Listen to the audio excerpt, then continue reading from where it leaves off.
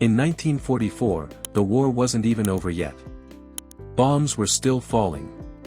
Cities were still burning.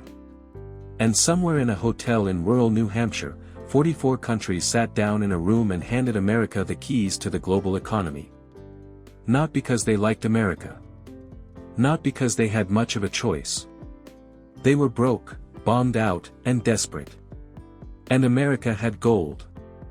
That meeting, the Bretton Woods Conference, lasted 3 weeks. What it produced lasted 70 years. And it is the single most important reason why the United States is the wealthiest country in the history of human civilization. But here's what nobody tells you: it wasn't really about gold. It was about something far more powerful. And far more fragile. Let's go back to basics for a second, because the setup matters. Before World War II, most major currencies were tied to gold. Your government could only print as much money as it had gold sitting in a vault. Simple. Rigid. Safe. Then the war happened. Governments needed to spend money they didn't have. The system broke down. Trade collapsed.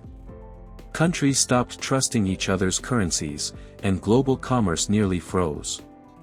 When the war ended, the world needed a new financial operating system. Enter America. The United States in 1944 held roughly 70% of the world's monetary gold. It had the largest industrial economy on the planet. And, critically, its mainland had never been bombed.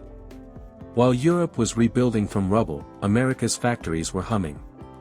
So the deal was this: every other currency would be pegged to the dollar. And the dollar alone would be pegged to gold at $35 an ounce. You needed trade. You used dollars. You wanted stability. You trusted the dollar.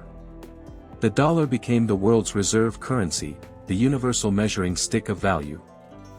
And right there, quietly, almost politely, America gained a superpower that no empire in history had ever possessed.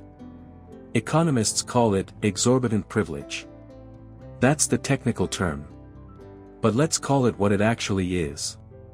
It's the ability to print money that the whole world wants. Here's how it works in practice. Say you're Brazil. You want to buy oil from Saudi Arabia. Saudi Arabia doesn't want Brazilian reals. So you need dollars. How do you get dollars? You sell something, soybeans, iron ore, whatever, to America or on dollar-denominated markets, and you accumulate dollars. Now you're holding dollars. What do you do with them? You park them somewhere safe. Usually US Treasury bonds. Which means you're lending money to the American government. Every country in the world does this. Right now, foreign governments and institutions hold over $7 trillion in US assets. That's $7 trillion in loans that America essentially received because the world needed its currency to function. Think about that. America borrows at low interest rates from the entire planet, because the planet has no better option. Now in 1971, something strange happened. Nixon ended the dollar's link to gold. Just ended it. Unilaterally. Other countries were furious. The French finance minister called it a declaration of currency war. And technically, the whole original Bretton Woods system collapsed. But the dollar didn't collapse. It got stronger. Because by then, the world was addicted to dollars. Trade was denominated in dollars. Oil was priced in dollars. Debt was issued in dollars. The financial plumbing of the entire global economy ran on dollars. You couldn't just rip it out without flooding the basement. And so the dollar remained the world's reserve currency, now backed by nothing except the full faith and credit of the United States government, which is a fancy way of saying, backed by trust. And guns. That arrangement has never been seriously threatened since. Though people keep predicting it will be. But the dollar is only part of the story.